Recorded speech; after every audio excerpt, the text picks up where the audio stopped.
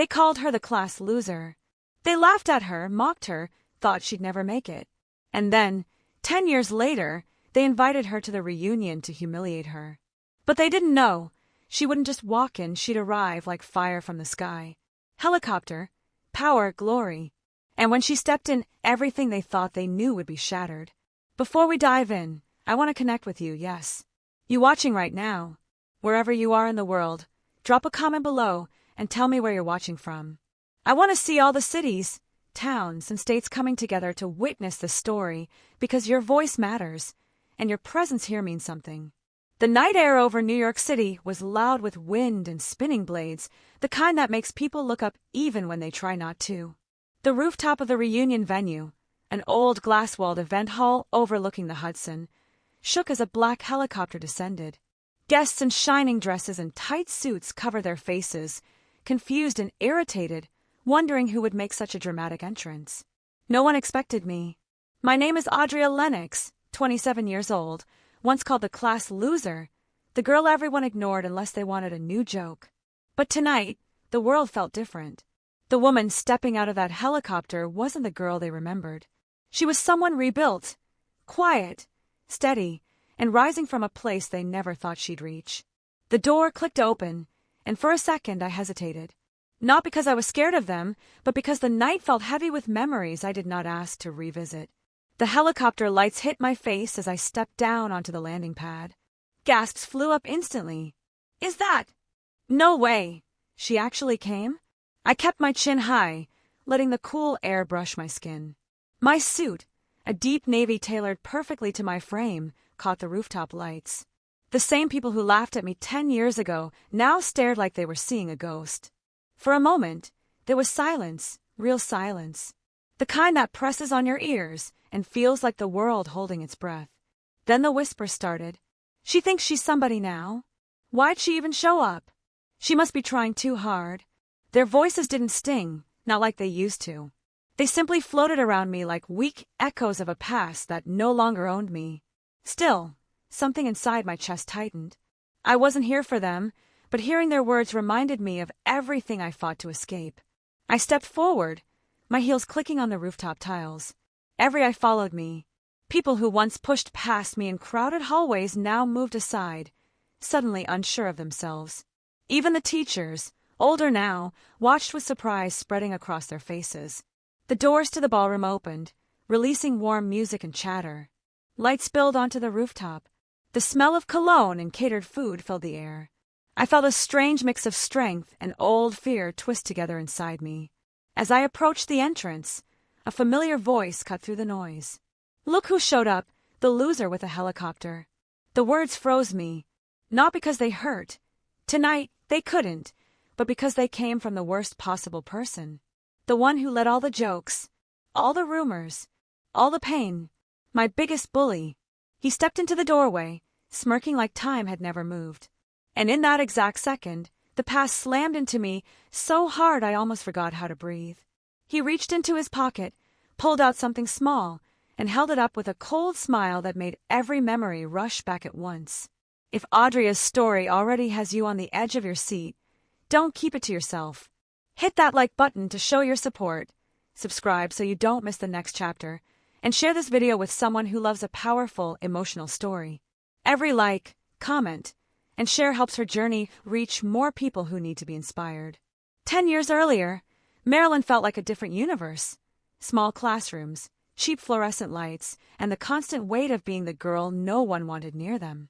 Back then, I wasn't the woman stepping out of helicopters. I was just Audria, the quiet black girl with thrift store clothes, notebooks full of sketches, and a voice that teachers barely heard. I remember the day everything changed, the day the humiliation burned itself into my memory. It started in English class. The room was cold, the windows fogged from winter air. Everyone sat in their usual groups, and I sat in mine alone.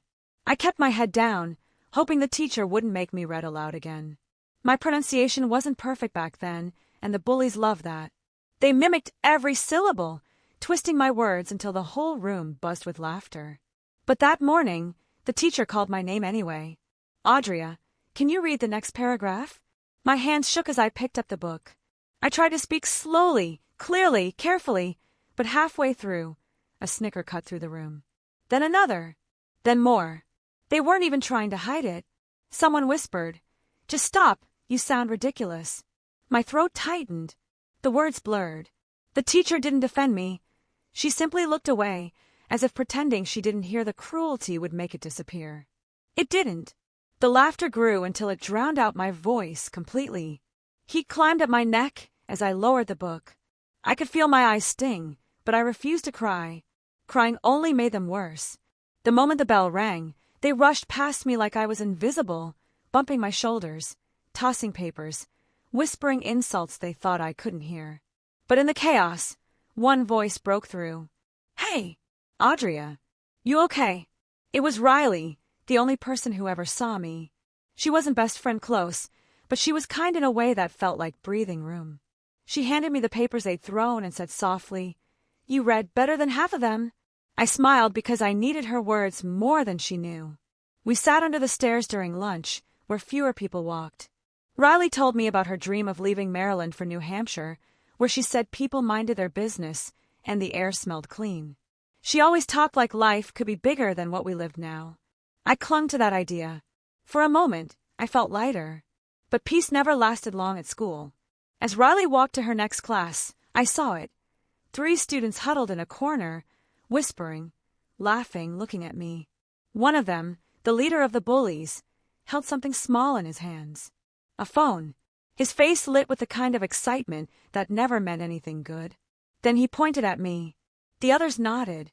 My stomach dropped. I didn't know what they were planning, but I recognized that look. The hunger for humiliation. The thrill of targeting someone who couldn't fight back. And just as I turned the corner toward science class, I heard him say, loud enough for it to reach me, "Tomorrow, she's going to wish she never came to school." I froze as I saw him slip a folded note into someone's locker, my locker. The door clicked shut, sealing a prank that would change everything. The next morning felt heavy before I even reached the school doors. Something in the air prickled against my skin, the way it does right before a storm. When I opened my locker, the note they planted slipped out and landed softly on the floor. "We're something nice. You're finally getting attention today." My stomach twisted. I looked around. Faces turned away too quickly. Whispers rose like smoke. But I forced myself to breathe and shut the locker. Maybe it was nothing. Maybe they were bluffing. They weren't. It happened during third period science. The teacher asked us to place our homework on our desks. I reached into my bag, and my heart stopped. My notebook wasn't there. Instead, someone had slipped in a bright pink envelope covered in stickers. Whispers exploded instantly. "What is that? She brought that to class? Oh my God, open it!" I didn't want to. I already knew it wasn't mine. But the teacher, irritated and impatient, snapped, "Audria, if you brought something distracting, please share it with the class or put it away." I opened it with trembling hands. Inside was a series of photographs, edited pictures of me with ridiculous filters, exaggerated features, ugly captions, all printed in glossy color. A huge one slid onto the floor, and the room erupted in laughter. The teacher's eyes narrowed, not at them. At me. "Audria Lennox, this is inappropriate. You will stay after class." My mouth dropped open. But I didn't. This isn't. Someone put this in my... No excuses. This behavior is disruptive. Heat rushed through my face. The laughing wouldn't stop. I could see phones out. Some recorded, some snapped pictures. My humiliation was currency, and they were all rich. When the bell rang, I stayed seated as the others filed out, still snickering. The teacher lectured me quietly, saying she expected better, and that I needed to focus on my studies instead of childish behavior. Her disappointment cut deeper than the bullying itself. By the time I walked home, the weight of the day pressed on every part of me. My house in Maryland was small, walls patched from age, the porch light dangling by a loose screw. Inside, my mom sat on the couch rubbing her temples, still in her faded scrubs from the night shift. She looked tired, really tired. "Hey, baby," she said softly. "How was school?" I wanted to tell her everything, but I swallowed it down. She didn't need more stress. "It was fine," I lied, smiling as best as I could. She kissed my forehead the way she used to when I was little. "You're stronger than life gives you credit for," she whispered. I held on to those words like a life raft. Later that evening, while finishing homework at the kitchen table, my bully leader, Darren Kincaid, walked past my classroom window with his friends. They didn't see me inside, but I heard him laughing loudly. "Tomorrow she's done," he said. "She wants attention. I'll give her more than she can handle." What I didn't know was that he had cheated on the last test, and earlier that day the teacher found his answer sheet after I turned mine in on top of it by accident. He thought I snitched. I hadn't, but to him, it didn't matter. That night, he posted a message online with my name tagged under it. "Revenge starts tomorrow." The next day felt like walking into a battlefield I never enlisted for. Darren's threat spread through the school overnight, turning every hallway into a stage where I was the joke and everyone else was the audience. It started small, snickers, whispers, people nudging each other when I walked by. Then it grew sharper. "Why do you walk like that? Why's your hair always like that? Wow, someone couldn't afford better shoes." Little comments, quick jabs, not loud enough for teachers to hear, but loud enough for me to feel every sting. Someone brushed past me in the hallway and muttered, "You don't belong here anyway," just soft enough that only I caught it. Another girl said, "She talks weird," imitating my voice with a mocking drawl. It wasn't just bullying anymore. It carried a deeper edge, one that made me feel smaller than I already did.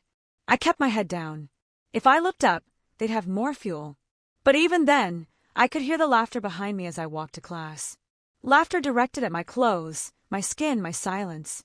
I wanted to scream. I wanted to disappear. Instead, I did what I always did when the world felt too loud. I turned inward. During lunch, instead of eating in the cafeteria, I hid in the library at the back table near the dusty window. I pulled out my old sketchbook, the one place where I still felt like myself. The pages were filled with drawings of things I wished existed. Tiny inventions, smart gadgets, creative designs that made life easier. My mind always lived in a different world, one where ideas mattered more than popularity. Drawing was my escape, my refuge, my way out of Maryland, even if only in my imagination. I sketched quietly, letting the lines calm my hands. A new design formed, a small, pocket-sized device that could fold light like a mirror, something I fantasized could help people feel invisible when they needed safety. I didn't know if it could ever exist, but imagining it made me feel brave. For a few minutes, I forgot the whispers, but peace never lasted. As I packed up my things to leave, I realized my sketchbook wasn't in my bag. Panic slammed into me. I checked the table, my pockets, the shelves, nothing. I retraced my steps through the hallway, heart thudding, but everywhere I looked, I saw smirks. Something was wrong. When I finally reached the courtyard, I froze. A crowd had formed. Students huddled around their phones, laughing. Some pointed at the screen. Some pointed at me. My stomach dropped as I saw my drawings, my private dreams, plastered all over social media.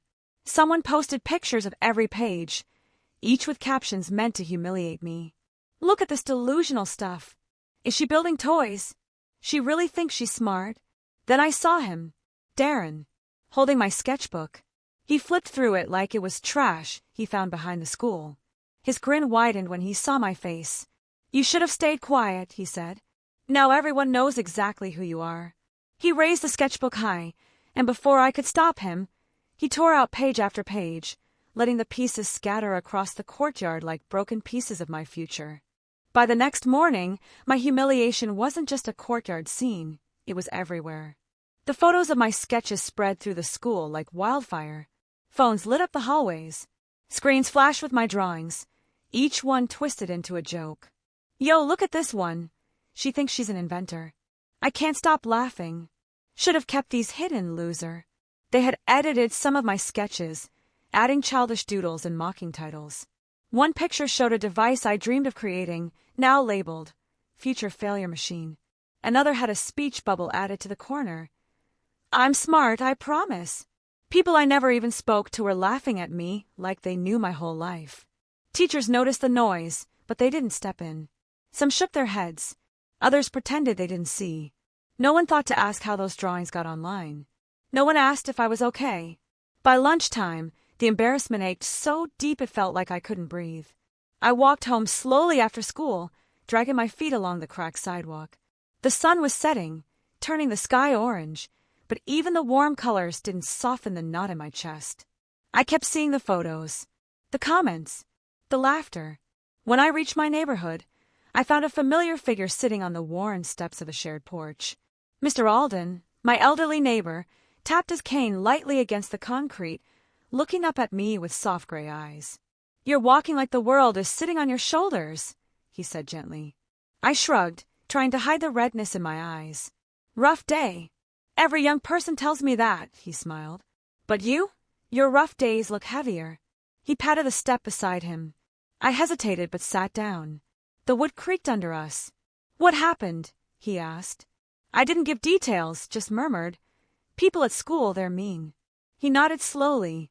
"People hurt others when they're afraid of what those others might become." I frowned. "There's nothing to be afraid of. I'm nobody." "Not yet." His voice sharpened, just enough to make me look at him. "But you have a mind that sees things others don't. That scares small people. Promise me something, Audria." "What?" "Don't let their noise silence your gift." The words hit me deeper than I expected. No one had ever called my drawings a gift before. I swallowed hard. Mr. Alden stood carefully, balancing on his cane. "The world's cruel, child, but you fight by staying kind and staying focused. One day, they'll answer for the way they treated you." I didn't fully believe him, but I wanted to. I thanked him quietly and went inside. The house was dim, the kitchen light flickering like it always did. My mom was home, humming softly as she cooked. The smell of onions filled the air. For a moment, I felt safe again. But safety is fragile. As I set my bag down, I heard a sharp clatter in the kitchen, then silence. "Mom!" No answer. I rushed in and saw her gripping the counter, her face pale, her breath shallow. Her knees buckled before I could reach her. My mom collapsed to the kitchen floor, her body hitting the tiles with a terrifying thud. The ambulance lights painted the walls of our small living room red and blue as paramedics lifted my mother onto the stretcher. My heart pounded so hard it hurt. I held her hand until they gently pulled me back, telling me she needed oxygen and space. Her fingers slipped from mine, limp and frighteningly cold. I climbed into the back of the ambulance, barely breathing. The ride to the hospital was a blur of sirens, flashing lights, and whispered prayers I hadn't said since I was a kid. My mom's chest rose and fell unevenly, each breath sounding like it was borrowed from someone stronger. "Stay with me," I whispered. "Please, Mom, not now." She didn't answer. At the hospital in downtown Maryland, nurses rushed her inside while I trailed behind, numb and terrified. Machines beeped around us. Doctors spoke in fast commands, and I felt like the world had turned into one long, tight hallway I couldn't escape. After what felt like forever, a nurse finally came out to speak to me. "She's stable for now," she said gently. "We're running tests to see what caused the collapse. You can sit with her soon." Relief washed over me, so powerfully my knees almost gave out. I sank into a plastic chair in the waiting room, the cheap fabric scratched and cold, but I didn't care. My eyes stung, my hands shook, and I couldn't stop replaying the moment she fell. A soft voice interrupted my spiraling thoughts. "You're her daughter, right?" I looked up. A nurse with warm brown eyes and a tired but kind smile stood beside me. "You've been brave," she said. "Most kids break down in moments like this." "I feel like I did," I murmured, staring at the floor. She sat beside me. "No, you held it together. That's strength, even if it doesn't feel like it." I blinked hard. It's always something. School, life, bills, now this." She nodded knowingly. People who grow up fighting battles alone end up being the strongest adults. "You may not see it yet, but you're built for survival." Her words settled on me like a thin blanket, small, but warm enough to keep me upright. After a few minutes, she left to check on another patient. I stood to go see my mom, hoping for even a small sign she'd be okay. But as I walked past the hallway near the vending machines, voices drifted around the corner, voices too familiar to ignore. I froze when I recognized them. Darren, his two friends, laughing. "It's true," one said. Her mom passed out in their little broken house. Darren snorted. "Figures. With the way she dresses, you know they're one paycheck from living on the street. More laughter. Cruel. Sharp. Like knives hidden in jokes. Another voice added, maybe she'll miss school now. Good, less crying in class. I felt heat rise to my face, my fists tightening, my heartbeat slamming against my ribs. Not anger, something deeper. Something raw. How could they joke about my mom, about the person who worked night shifts just to keep us afloat? I stepped closer without meaning to, but they didn't see me yet. And honestly, Darren continued, if her mom's in the hospital, that makes her easier to break. She won't fight back. I gasped, and Darren's head snapped toward the sound, his eyes locking onto mine with a cold, satisfied smile. The morning after the hospital scare felt strangely quiet. Not peaceful, just quiet in a way that made Audrey more aware of her heartbeat than the world around her. She sat at the edge of her bed, fingers wrapped around the hospital bracelet she had forgotten to remove until she got home. The nurse's words echoed through her head like they were stitched into the walls. You're stronger than you think. Don't let them break you. For the first time in months, Audrey repeated those words out loud. Then again, and again. Her voice trembled at first, but eventually it steadied, then strengthened, until she stood in front of her mirror and whispered the words like a vow. I'm changing my life. Starting today. She didn't know how she was going to do it, but she knew something inside her had shifted. A decision had rooted itself deep in her chest. A decision she couldn't run from anymore. She picked up her backpack, smoothed her hair, and headed to school. Even the air around campus felt different. Maybe it was the fact that graduation was only days away. Maybe it was that everyone was suddenly pretending to be sentimental about a school year half of them had spent tearing people apart. Colorful posters lined the hallways. Class of 2025. The future starts now. We made it. All decorated with glitter, markers, and the names of every senior participating in the recognition ceremony. Audrey paused when she walked past the board with all the senior achievements, perfect attendance, honor roll, community service, leadership awards. And there, finally, was her name. Audrey M. Academic, excellence, STEM finalist. Her chest warmed. Her throat tightened. She placed a gentle hand over her name, almost afraid that touching it would erase it. A few students walked by and gave her small nods, polite, surprised, but genuine. For once, no one sneered. No one whispered about her shoes. No one called her charity case. She exhaled slowly. Maybe things were really beginning to change. Across the courtyard, her friends were arranging their gowns for graduation photos. Teachers were rushing around, taping down banners, organizing chairs, preparing speeches.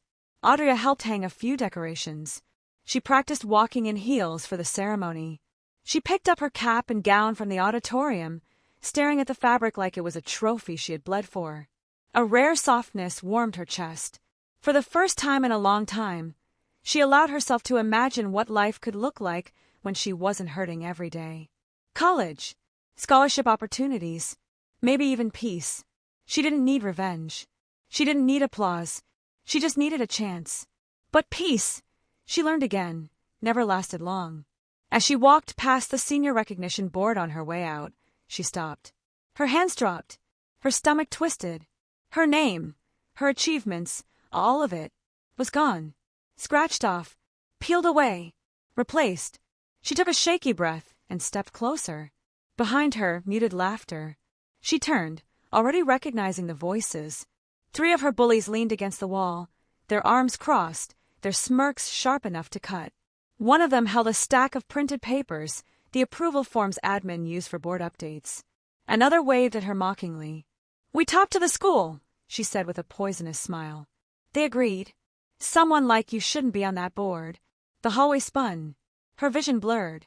But she couldn't move, couldn't speak, couldn't breathe. As the final voice whispered, welcome to your real graduation gift. Graduation morning felt unreal. Not the magical kind of unreal the school's brochures promised. More like standing on the edge of a bridge, unsure if the wind would carry you or push you off. Audrey adjusted the stiff collar of her gown in the bathroom mirror, trying not to notice how her hands trembled. All night, she had replayed the moment her name was erased from the recognition board, hearing the bullies' laughter echo long after she got home. But she still showed up, still walked through the school gates, still took her seat among the sea of purple and gold gowns. If strength had a sound, it was her breathing through the fear. The auditorium buzzed with excitement. Parents waved from the stands. Teachers hurried around with clipboards and stressed whispers. Students kept fixing their caps, taking selfies, practicing their "I made it" smiles. Audrey sat in the second row, holding her program tightly. Her eyes scanned the list of graduating seniors. She found her last name. Her stomach dropped. They had spelled it wrong. Not a typo. A complete replacement. Her name wasn't there at all. Someone else's name had taken her place. A rustle passed through the rows, her bullies walking by with slow, satisfied smirks. One mouthed, "Told you." A lump rose in Audrey's throat, heavy and burning. But she lifted her chin. Not today. Not on her graduation. The principal stepped up to the podium, the mic squeaking. The ceremony began, speeches, applause, awards, tears from parents in the front row. Then came the moment that mattered. "Graduates, please stand as your names are called." Her row rose. Her heart hammered. One name. Another. Another. Closer. Her breath shook as the principal neared the end of the list. And finally, a pause. Too long. People shifted. A whisper ran through the audience. The principal blinked at his paper, confused. "It seems we have..." He frowned, flipping pages. "We have a missing name." Audrey's chest tightened painfully. This was it. This was how they erased her twice in 1 week. She felt her legs weaken, until a teacher from the side stage stepped forward, whispering urgently to the principal and pointing at Audrey. The principal nodded quickly, then cleared his throat. "Our final graduate, please congratulate." Another beat. Audrey. Just her first name. No last name. No achievements. Not even eye contact. But he said it, and that was enough. Audrey walked. Not quickly. Not timidly. She walked like someone who had learned the hard way to stand, someone who'd carried more than her share of weight and still didn't break. The lights felt warm on her face. The applause, even if confused, washed over her like rain. She shook the principal's hand, took her diploma, and walked off the stage with steady, deliberate steps. Her moment. Her victory. Small, imperfect, fragile. But hers. Backstage, she took a breath, feeling the edges of relief for the first time in days. But before she could step away, a soft voice broke into the air behind her. "Audrey." She turned. A woman she had never seen stood a few feet away, sharp suit, calm eyes, the kind of presence that made the noise of a ceremony fade instantly. She held out a sleek, matte black business card between 2 fingers. "I've been watching you for a while," the woman said. "And I think you're exactly who we've been looking for." Audrey froze. "What do you mean?" she asked softly. The woman smiled, slow, knowing, almost dangerous. "Take the card," she said. "Your life is about to change." The woman's name was Ms. Calhoun, though she didn't introduce herself formally at first. She simply extended the business card and watched Audrey's hands tremble slightly as she took it. The matte surface was cool, almost sharp, like it held secrets. "I work in tech recruitment," she said smoothly, her voice calm but carrying authority. "I scout talent that's overlooked, underestimated, or just hidden. You fit that description."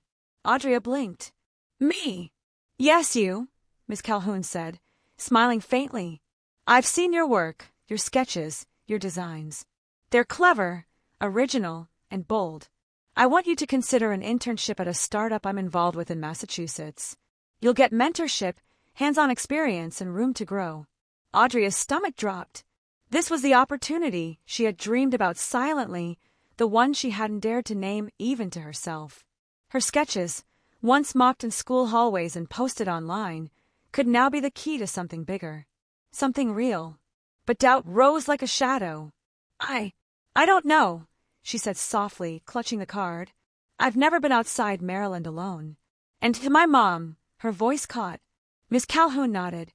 "I understand. But growth always starts with a step into the unknown.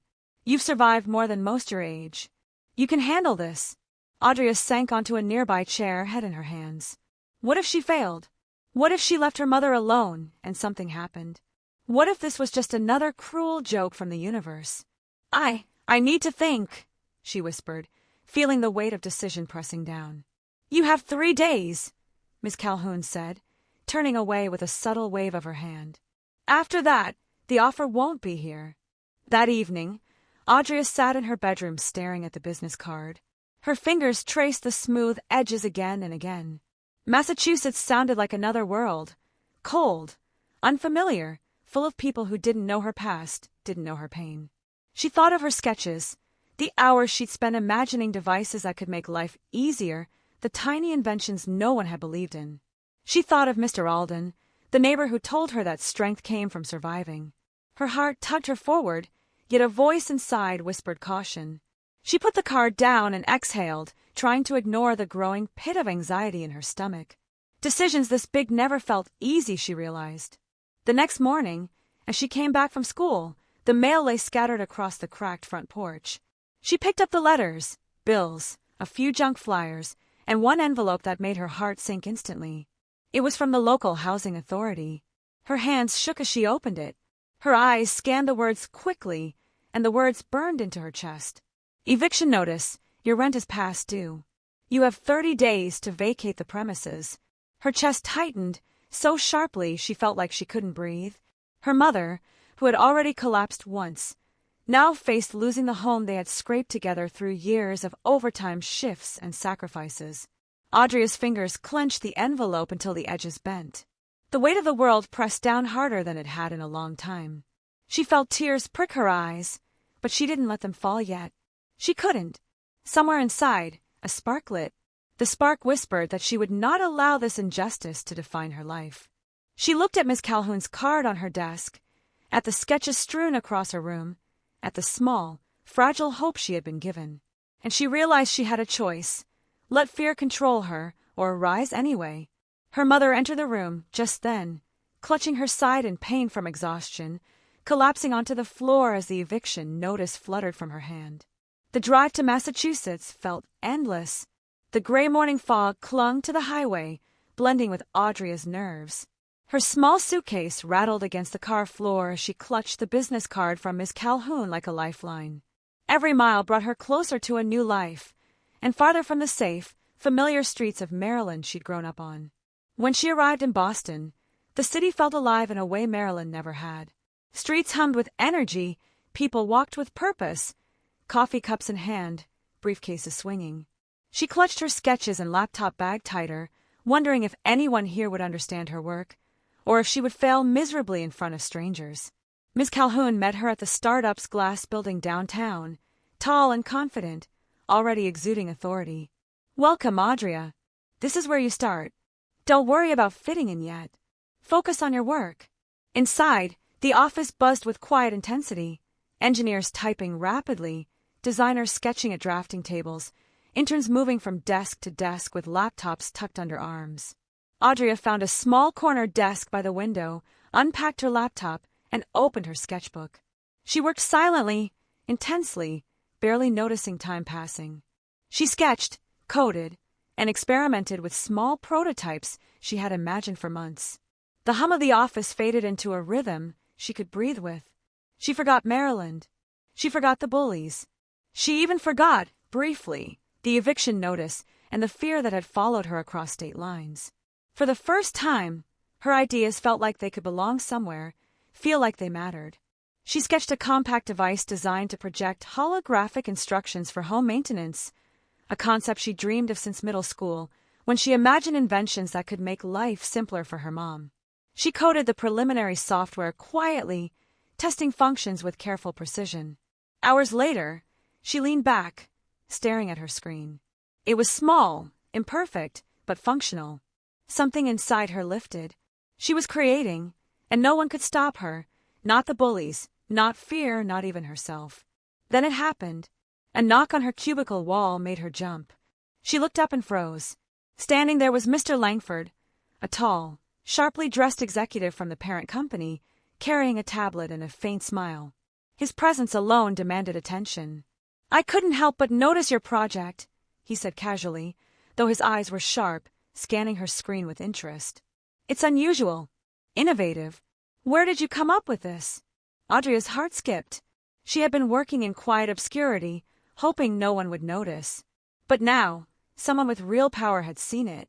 Someone who could change the course of her career with a single word. I've been imagining ways to help people at home, she said softly, feeling her voice shake. Mr. Langford nodded slowly, scrolling through the software on his tablet. Impressive. Very impressive. I want to show this to the board tomorrow. Audria's stomach dropped. Her small corner project, something she had kept private for so long, was suddenly the center of attention for people who could make or break her future. She looked up from her laptop just in time to see Ms. Calhoun whisper sharply to another executive in the hallway, pointing directly at her. And then she realized the entire company was watching now, waiting to see what she would do next. By midweek, Audria felt like she had stepped into another universe. The project she had quietly developed in the corner of the office became the talk of the startup. Investors peeked into her cubicle during walkthroughs, asking questions about functionality and design. Ms. Calhoun introduced her to engineers and board members as our brightest new talent. Audria tried to stay calm, focusing on the screens in front of her. But inside, her heart raced with a mixture of fear and exhilaration. She could hardly believe that just a week ago, her sketches had been mocked in a high school courtyard, and now they were being praised by people who could turn dreams into reality. Audria, Ms. Calhoun said one afternoon, placing a hand lightly on her shoulder. You've got talent, vision, focus. I want to mentor you directly. There's a promotion coming in the next quarter. I believe you should be considered. Audria's stomach lurched with disbelief. A promotion? Mentorship from Ms. Calhoun herself? For the first time, she allowed herself a small, private smile. She remembered the years of humiliation, the teasing, the nights spent sketching inventions in secret. It hadn't been wasted. That evening, she found a quiet spot in her apartment and opened her laptop. Her first thought was Maryland. Her mom, exhausted, struggling to make ends meet. She opened her banking app and transferred a portion of her first paycheck home, enough to cover overdue bills, a little for groceries, and a note. Mom, we're going to be okay. I've got us. Love, Audria. She stared at the screen for a long moment. Relief washed over her. For once, she felt like she was catching up, finally gaining control of the chaos that had haunted her life for years. She leaned back in her chair and allowed herself a moment of quiet pride. For the first time, it felt possible the pain of the past could actually be transformed into something good, something real, something strong. Then her phone buzzed. A new message from an unfamiliar account. Curious, she opened it. Hey, Audria. I just wanted to say congratulations. I always knew you'd make it. Proud of you. Keep shining. Her brow furrowed. The tone was sweet, almost genuine. Too genuine. Her stomach sank as she recognized the name. Darren Kincaid. Her first instinct was to delete the message. Block the account. Ignore him. But curiosity and disbelief gnawed at her. Why now? Why fake kindness after years of torment? She scrolled carefully. Another message popped up moments later. If you ever need advice or support navigating the tech world, I'd be happy to help. Don't let anyone stop you. The imposter-like sincerity made her chest tighten. She could almost hear the echoes of laughter from high school, the notes, the stolen sketchbook, the eviction notice. It wasn't kindness. It was strategy. Her hands shook slightly as she stared at the screen, realizing she had a choice. Ignore him completely, or respond and risk letting the past sneak back into her life. Before she could decide, another notification popped up, this one with a screenshot. Her mother's apartment, the eviction notice still pinned to the door, captioned. Looks like some things never change. Don't forget where you came from. Audria stared at her phone, the screen glowing too brightly in the dim light of her apartment. Darren's messages hovered like venomous butterflies, each one seemingly gentle, polite, and entirely fake. Her first instinct screamed at her, don't open it. Delete. Run. But curiosity edged its way in. She tapped the latest message cautiously. I know you've been through a lot. I just want to help. Click here. Let me show you something that will change your life. Her heart thudded in her chest. Something inside her screamed bait. She froze. The link, innocuous looking, promised information she didn't need and would probably regret seeing. Her fingers hovered over the screen, every instinct warning her. Slowly, she set the phone down, refusing to engage. She would not fall into his trap. Instead, she took a deep breath and pushed herself toward the bigger picture, the reason she had come to Massachusetts. Her career, her growth, her future. Darren's petty attempts at control would not undo the path she had fought to carve. The next few days passed in a blur of work. Audrey buried herself in projects, coding, sketching, and troubleshooting, her focus sharper than it had ever been. Miss Calhoun stopped by her desk multiple times, offering pointers and encouragement. Every bit of feedback felt like a seed, planting confidence and a sense of belonging she had never experienced in school. She sent another portion of her paycheck home, making sure her mom could rest, finally without the immediate stress of overdue bills. The apartment in Maryland would remain safe for now, thanks to her careful budgeting and quiet diligence. For the first time, the future felt reachable. Her sketches transformed into functioning prototypes. Designs that had lived only on paper now spun, folded, and lit up in ways that made her colleagues blink in astonishment. She began to understand the power of her own mind, how ideas, when nurtured and protected, could move mountains. She even allowed herself brief moments of pride, imagining her old bullies hearing about her successes, wondering if they had ever truly understood her. But calm is fragile. One Friday afternoon, just as she was preparing to leave for the weekend, Miss Calhoun appeared at her cubicle, her face tight, her usually calm eyes flickering with urgency. "Audrey," she said, her voice low, almost urgent. "We have a serious situation. One of the company's main servers just crashed, and we're facing potential loss of investor data. The team is scrambling, and we need you." Audrey blinked, stunned. "Me? What can I do?" "You've been working on the integration system," Ms. Calhoun explained. "You understand the coding and backup protocols better than anyone. If you can patch this quickly, we might save the company from millions in losses. You're the only one I trust with this right now." Audrey felt the weight of the request settle on her shoulders. Her heart raced.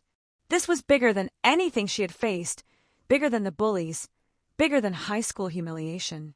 One wrong move could ruin everything she had worked for, her career, her reputation, and the trust she was finally earning. But beneath the fear, a familiar spark ignited. She had survived worse than this. She had rebuilt her life from the ashes of ridicule, poverty, and betrayal. Her fingers hovered over the keyboard. She took a deep breath, and she started typing. As the first lines of code ran, her phone buzzed again, Darren's name flashing ominously on the screen. This time, the message included a photo of the crash server room, captioned, "Don't think you're the only one watching. Be careful, Audrey." The office hummed with controlled chaos. Phones rang incessantly, alarms blinked on monitors, and the senior engineers barked instructions at one another, their voices blending into a frantic symphony. Audrey sat at her corner desk, heart pounding, eyes fixed on the screens. The crash server was a ticking time bomb, millions of dollars, sensitive data, and the company's credibility hanging by a thread. Her fingers flew over the keyboard.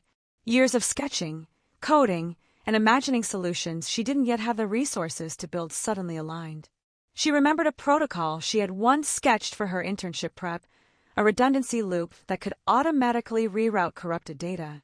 It was untested, unconventional, and risky, but she didn't hesitate. "This could work," she whispered to herself, more of a mantra than a statement. She implemented the loop, watching as the system rerouted, corrected, and stabilized. Lines of code cascaded like falling dominoes, and slowly, the blinking red alerts began to vanish. "Audrey," Miss Calhoun's voice cut through the tension. She looked up, sweat beading her forehead. "It's stabilizing," Audrey said, almost breathless. "The redundancy loop is holding. The backup's running clean." A silence fell over the office for a moment, then erupted into murmurs of astonishment.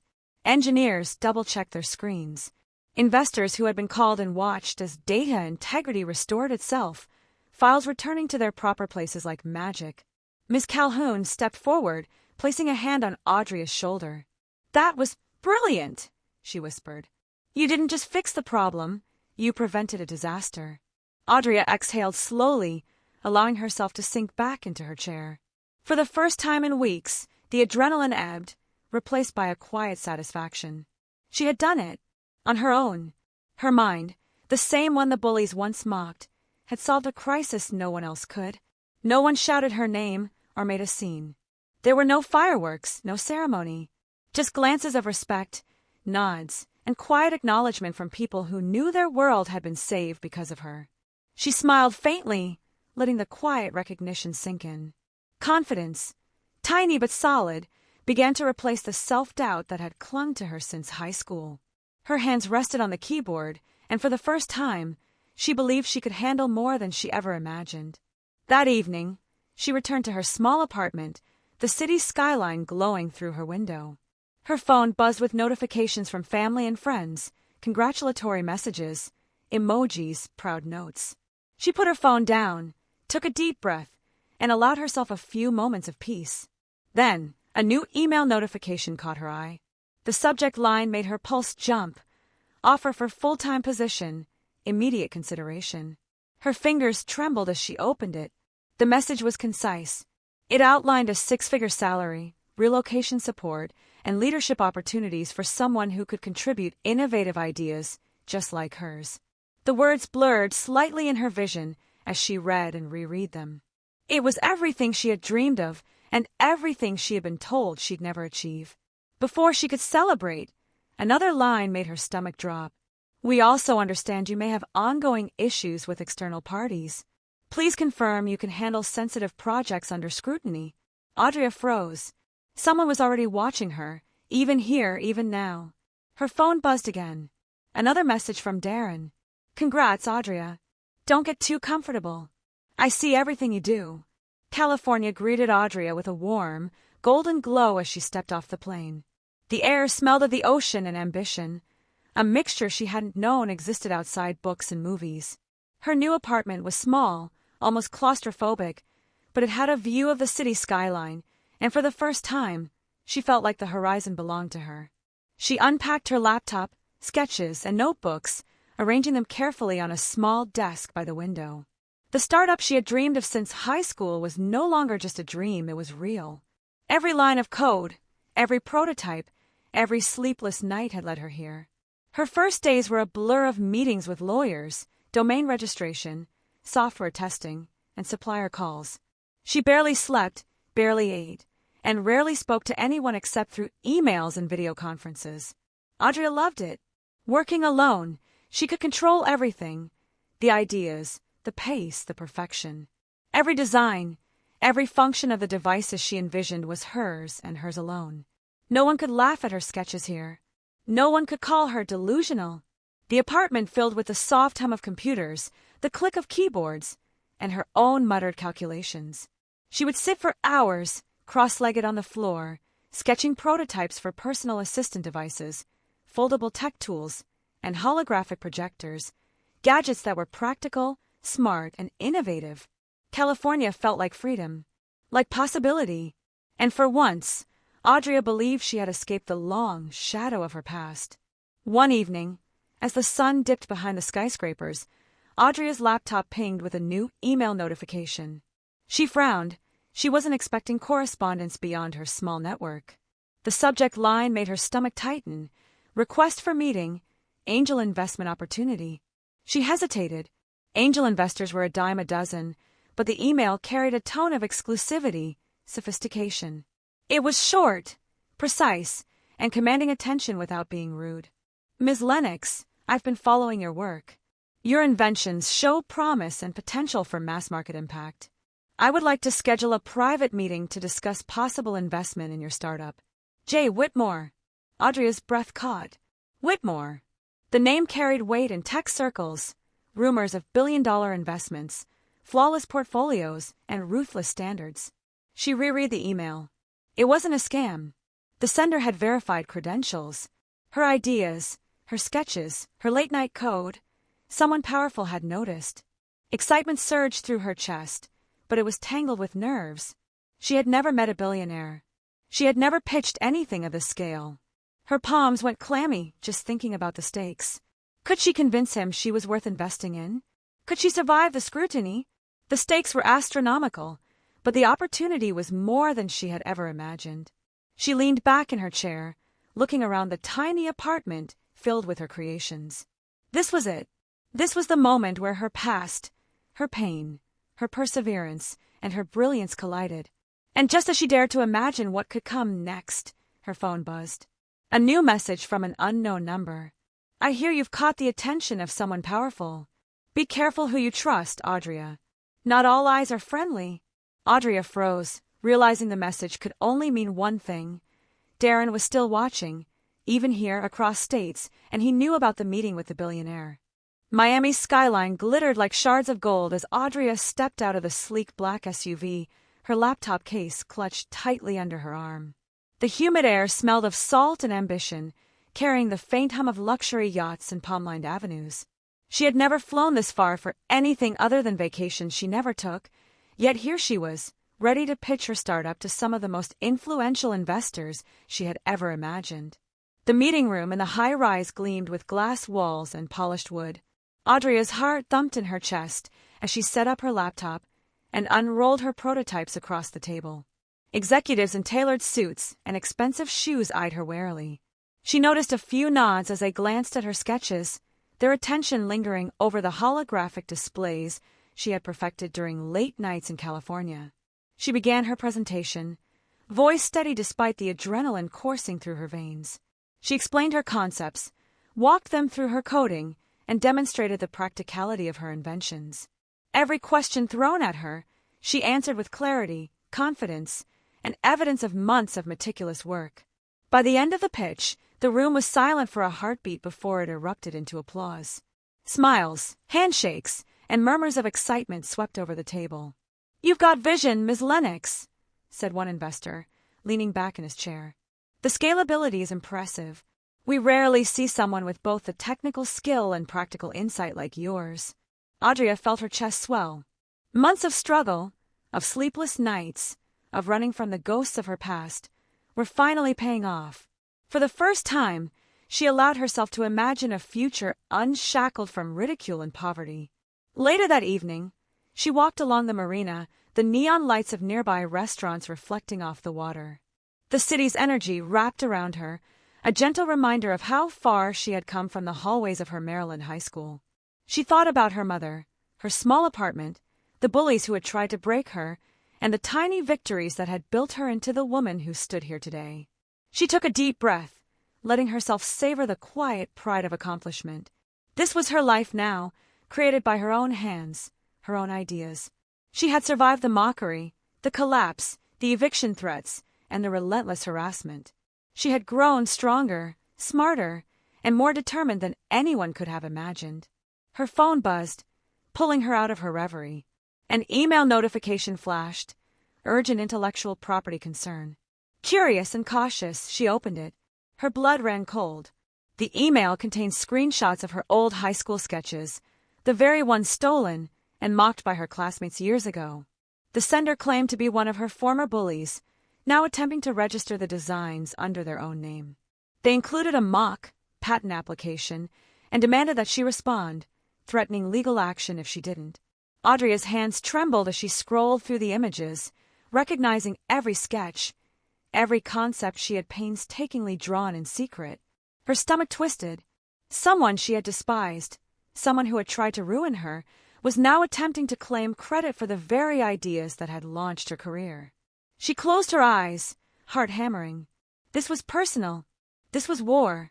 A notification popped up immediately after. Her first investor call of the next morning had been rescheduled. The sender's name, Darren Kincaid. Audrey sat in her tiny California apartment, the warm glow of her laptop casting sharp shadows across her face. The images of her old sketches still haunted her, stolen, twisted, and submitted by Darren Kincaid as his own work. Her fingers hovered over the keyboard, heart pounding, mind calculating the steps she needed to take. She had spent years learning to protect her ideas, mastering her craft, and building credibility. Now, it was time to defend what was hers. A call to a trusted attorney was made, followed by filing for intellectual property protection and a cease and desist order. Audrey detailed every stolen sketch, every time-stamped file, and every early prototype she had preserved. The legal team moved swiftly, drafting notices, and preparing the evidence necessary to prove that the ideas had always been hers. "Ms. Lennox," the attorney said, reviewing the documents, "we can stop this before he even gets approval for the application. You have all the proof. Your work is airtight." Audrey exhaled slowly, tension easing slightly. She had expected resistance, perhaps a drawn-out battle, but with meticulous documentation, Darren's lies crumbled. The attorney sent the filings, and the wheels of justice began to turn. Within weeks, the court ruled in her favor. Quietly, without fanfare or announcements, Audrey won. Darren's claims were dismissed, and any patents or applications he had submitted were revoked. Her ownership of the original sketches was restored officially, legally, and undeniably. No one threw a party. No one handed her a medal. But as she opened her laptop to check her emails, a small wave of satisfaction washed over her. She had survived bullying, poverty, and ridicule, and now she had legally reclaimed what was rightfully hers. Her mom's voice came through the video call, soft and proud. "I always knew you were going to make it, Audrey. You've done more than I ever could have dreamed." Audrey smiled, feeling the calm after a storm. This was validation she didn't need to shout about. It was quiet, solid, and deserved. Just as she began to close her laptop for the evening, a new notification appeared. Her heart paused. The subject line read, "You're invited. 10-year high school reunion." Audrey blinked. Her first thought was disbelief. She hadn't been thinking about high school in years. Not the hallways, the teasing, the cafeteria whispers, the notes left in lockers. She opened the email slowly, scanning the text. "Audrey Lennox, we'd love to see you at your 10-year reunion. It's been too long. Let's catch up and reminisce about old times. RSVP today." Her stomach twisted as she read between the lines. Every carefully chosen word seemed designed to mock her success, to remind her of the class loser they once laughed at. She could practically hear Darren's smug grin and the whispers of the others. A cold fire ignited inside her. She remembered the helicopter she would one day imagine herself arriving in, the life she had built from ashes, the victories she had fought tooth and nail to earn. They thought this email would intimidate her, that it would scare her back into the shadow of the girl they once bullied. Audrey's fingers hovered over the RSVP button, her mind racing. She typed one word into the reply box, paused, then hit send. "I'll be there." Audrey sat at her apartment desk, staring at the RSVP confirmation blinking on her laptop. "I'll be there." The words felt heavier than she expected. She didn't want revenge, not really. She wanted closure. She wanted to walk into that room knowing she had survived, that she had thrived, and that the past no longer had power over her. Her mind drifted back 10 years. The laughter in the hallways, the stolen sketches, the cruel pranks, the eviction notices, and every taunt Darren and his friends had thrown her way. 4 years. It had all haunted her, a shadow that followed even into her California apartment. But now she had fought back. She had built a career, created a startup, gained recognition, and reclaimed what was hers. That shadow had been replaced with light, her light. And walking into that reunion was not about showing off, it was about owning her story. She began to prepare emotionally. Every outfit, every detail was chosen carefully, not for attention, but for confidence. She wanted to feel like herself, not like the timid, bullied teen from Maryland. She practiced walking in her heels, smoothing her hair, checking her posture in the mirror. Her sketches and prototypes still lay scattered around the apartment, reminders of how far she had come. She allowed herself a small smile as she touched a folded blueprint of one of her earliest inventions. It had survived the mockery of high school and had evolved into something tangible, something that others now valued. Audrey took a deep breath.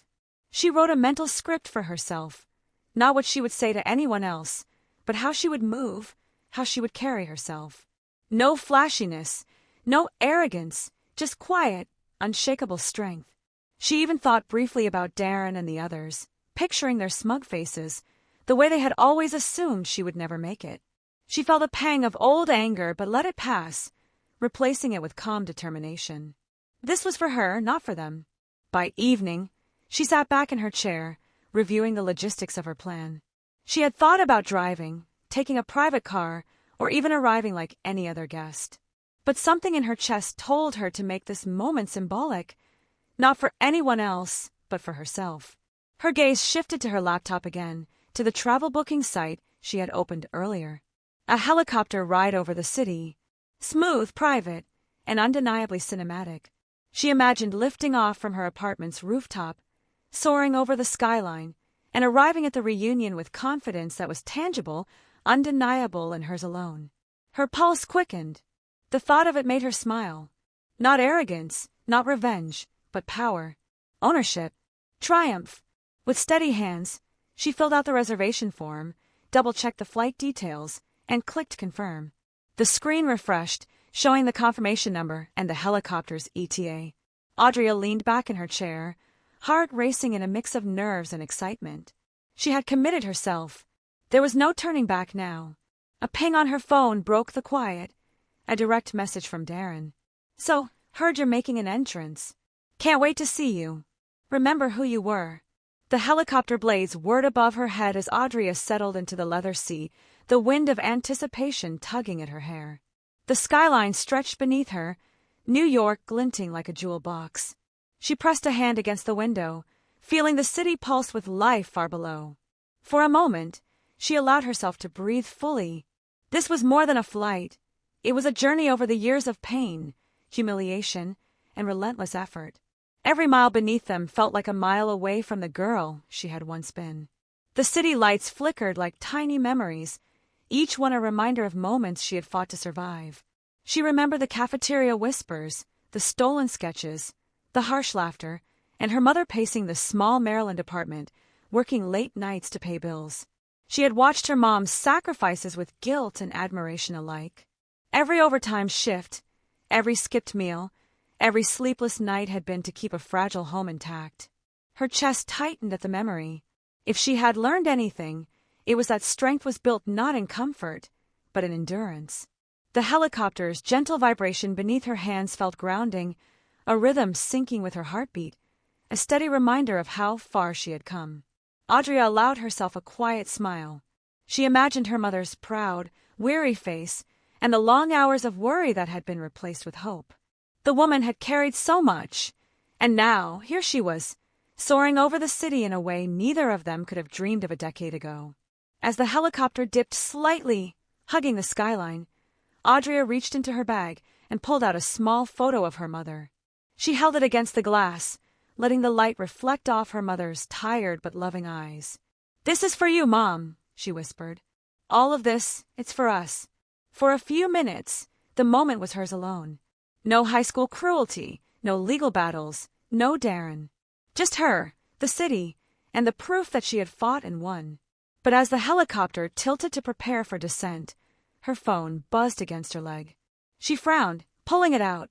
A new message popped onto the screen.